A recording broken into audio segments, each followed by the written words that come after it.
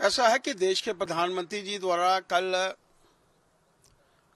अपना भाषण, अपना वक्तव्य और 22 मिनट का वो वक्तव्य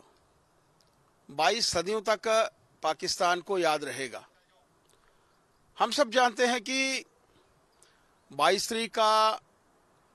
वो वाक्य जिसमें हमारे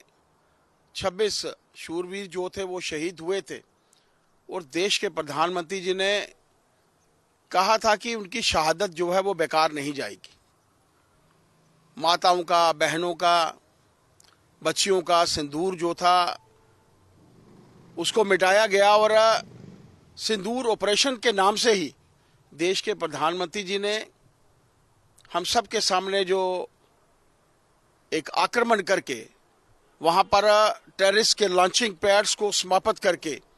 देश के प्रधानमंत्री जी ने बता दिया कि किसी भी तरीके से इंडियन आर्मी जो है वो पीछे नहीं है, कम नहीं है।